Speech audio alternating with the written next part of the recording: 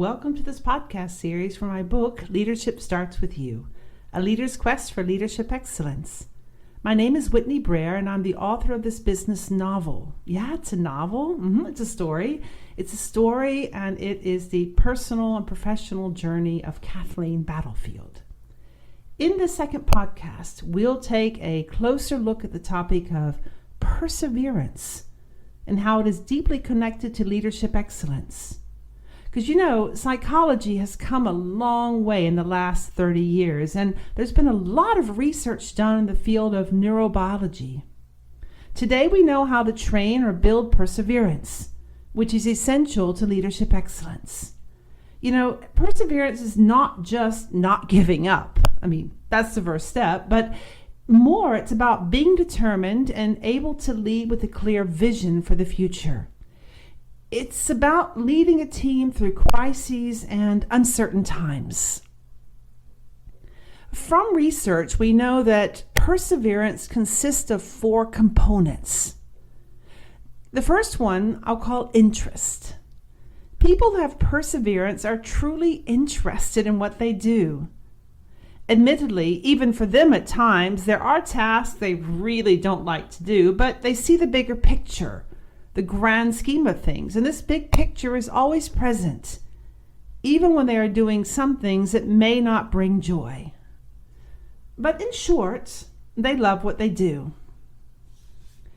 The second component we call mastery.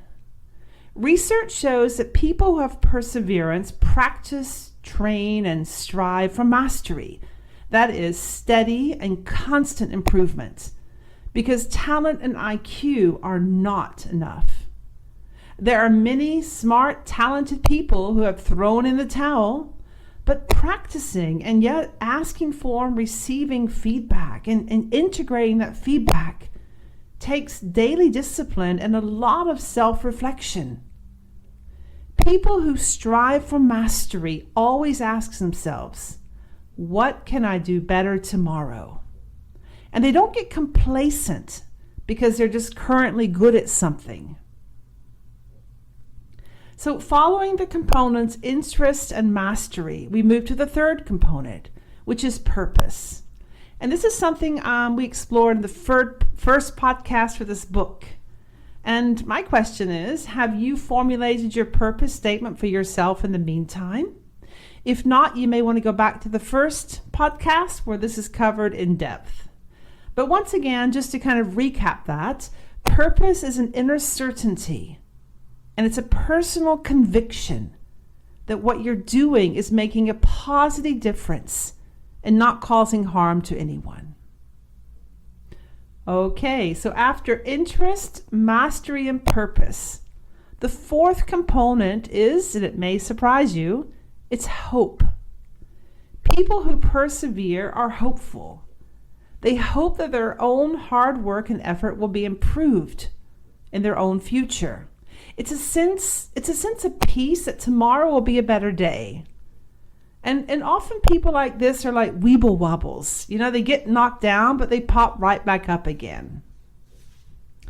As stated in the book, Learned Hopefulness by Dr. Dan Tomasulo, Learned Hopefulness. Mark that book, read it, I highly recommend it. Dr. Dan Tomasulo writes that hope should be considered a verb, not a noun. Because he says, hope is proactive, it's not reactive.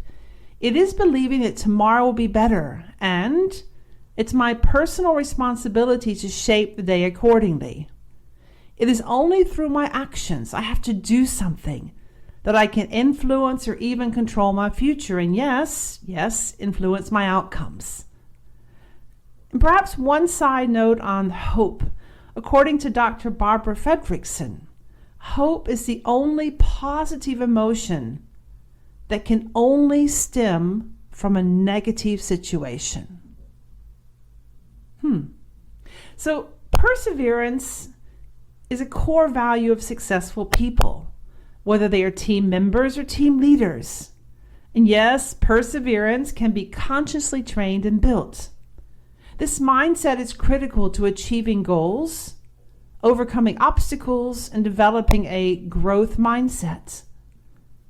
And perseverance is made up of these 4 things: interest in what you do, mastery, which is continuous improvement, having a clear purpose for why you get up and do what you do every day, and hope. Hope even when you're in times of crisis or in negative situations or in challenges. A hope that tomorrow will be a better day. You can find more about this and exercises in the separate learning journal as well as in the book itself. The learning journal is a free download, and there's a link and a password on page 74 of the book. So if you're ready, episode 3 or podcast number 3 is part 1 of high performing teams. We're going to split this into 2 separate podcasts, the high performing teams section, because there's so much to talk about. And there I'm going to start revealing the secret of successful teams. So grow your life, grow your team, grow your business. And remember, leadership starts with you.